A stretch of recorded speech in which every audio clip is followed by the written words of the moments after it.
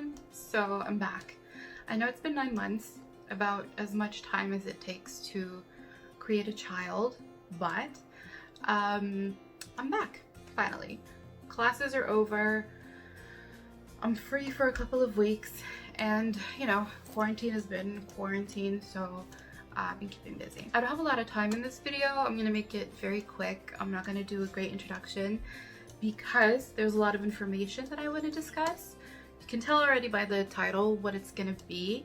It's gonna be about philosophy and art and aesthetics and BTS. So if those are things that you enjoy and things that you like, then welcome.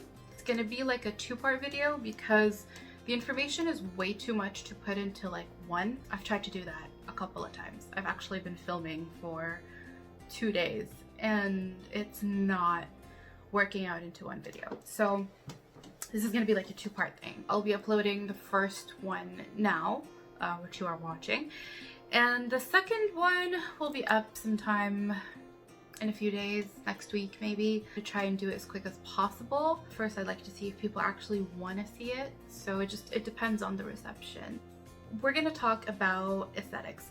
What I'm gonna talk about today, I've actually researched and written an essay about in January for a conference that happened in London, the BTS and KU conference.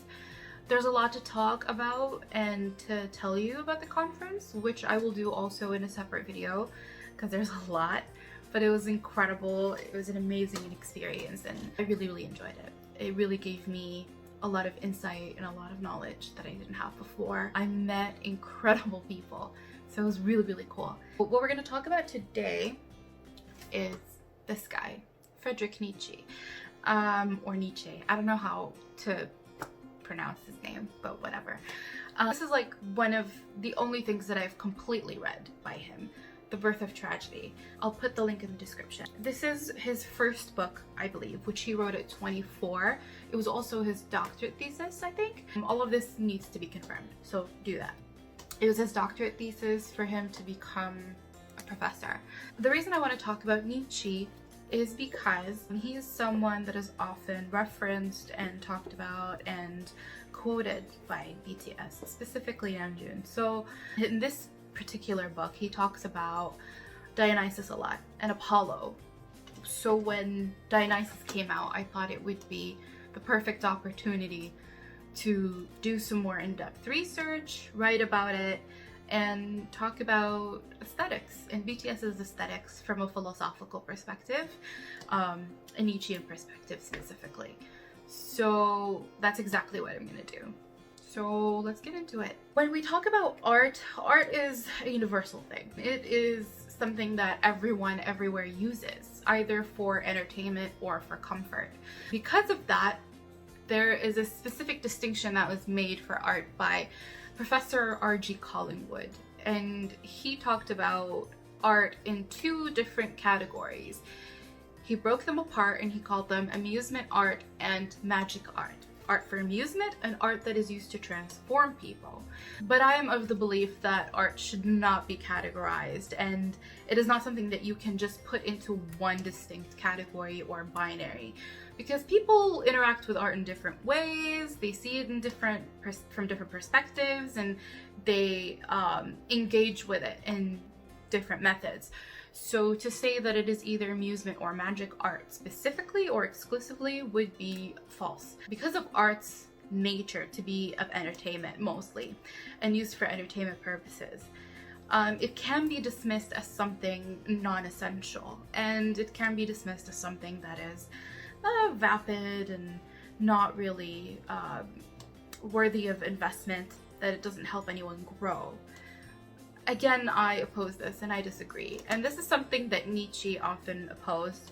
So I'm going to quote him, and he said, "But perhaps such readers will find it offensive that an aesthetic problem should be taken so seriously, assuming they are unable to consider art more than a pleasant sideline, a readily dispensable tinkling of bells that accompanies the seriousness of life. I am convinced that art represents the highest task and the truly metaphysical activity of this life." So he often thought of art as like a metaphysical activity, an activity that helps people kind of ascend into a higher state of being or become better people. Because of the dismissal of art, BTS's art is often dismissed as well, and this is something that the fandom has seen very broadly and consistently. The reasons that BTS's art is dismissed: one, because it lies within the entertainment industry, which again is often seen as something that is not worthy of an investment really, and of growth. It's not seen as an educational space.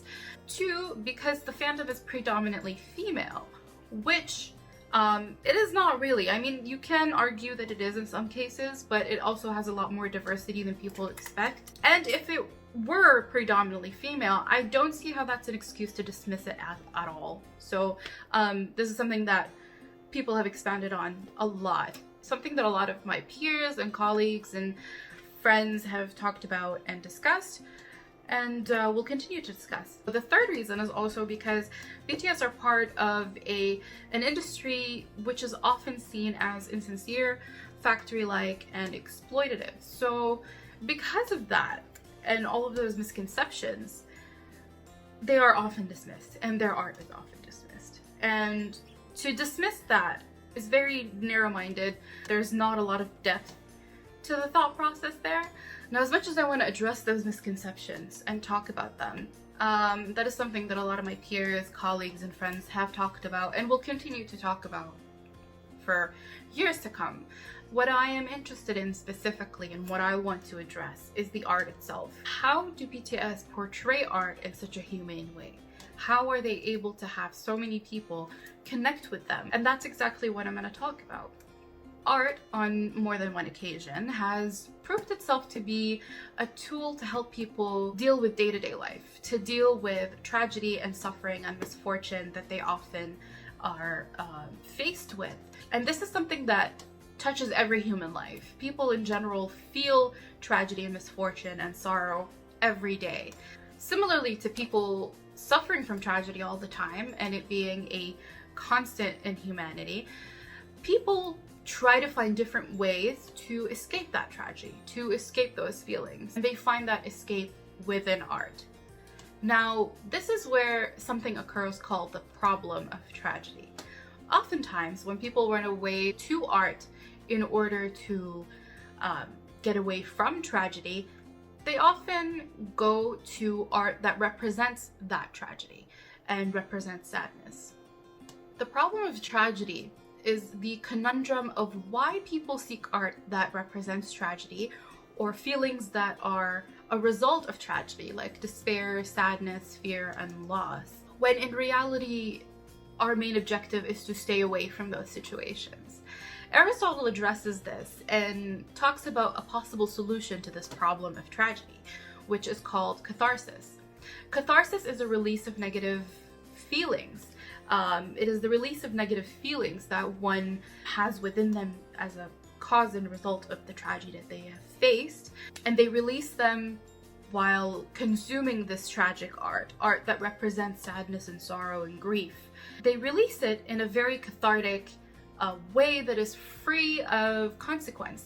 So they do it in a way where it does not affect their life or their actual feelings. And people find that to be a safe space in order to confront those discomforts and uncomfortable truths about life. I mean, how many of us have really just watched a sad movie to cry? A Walk to Remember, Titanic, Chucky. I've often watched horror films as a way to deal with anxiety and stress, to kind of let go of all those feelings. That's where I think BTS's artistry lies. And it's because they are unafraid and completely open to addressing these situations and these discomforts and these uncomfortable truths about human life. They don't shy away from addressing them. They don't shy away from representing them within their music videos, their music, their lyrics, their melodies, their reality shows. They don't censor it. They offer that art as a way to help people connect when they watch it and when they engage with it. But how is tragedy shown in its pure form? What makes tragedy tragic? How can we connect with it in a human way? How does it resonate with the human identity? That's what Friedrich Nietzsche actually addresses. He delves into elements of the Greek culture that make up tragedy, which are the both two impulses, the Apollonian impulse and the Dionysian impulse. Both of those are separate elements that derive from Greek culture that, according to Nietzsche, make up not only tragedy, but the human identity and human nature. So the word Dionysian is derived from the god Dionysus. He is the god of wine, festivity, vegetation, pleasure, and madness. The Dionysian aesthetic is representative of something disorderly, of a wild art and nature.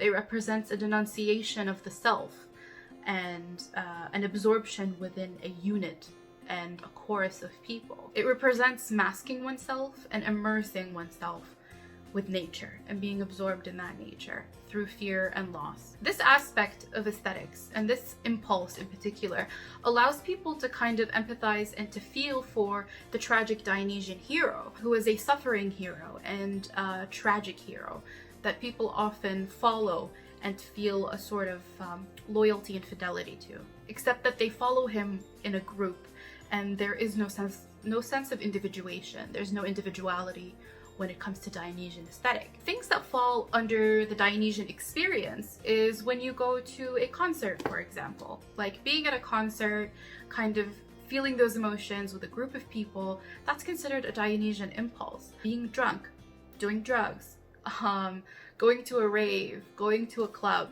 dancing. Those things, you know, there's a lot of suffering and drama. Now, on the other hand, there is the Apollonian impulse, which is derived from Apollo. Apollo is the god of the sun, music, poetry, truth, and healing. The Apolline style is a style of order and individuality, which is the complete antithesis of what a Dionysian impulse and aesthetic is. It takes on the form of drama and epic poetry. It's very structural and statuesque in its nature, and it's representative of unmarred beauty and perfection and purity. There's kind of like a sense of moral excellence and justice within Apollonian aesthetic, and that's what the god Apollo was actually representative of. The attributes of both forms of these aesthetics, while in Greek culture they were thought to be an antithesis to one another, are actually dialectical with one another. One informs the other rather than work in opposition. And that dialectical way that they work with each other kind of helps inform and to create a purer form of art, a larger form of art. They both represent essential yet complementary facets and aspects of the human identity. For Nietzsche, tragedy represents the best and purest form of art because that's where both impulses meet.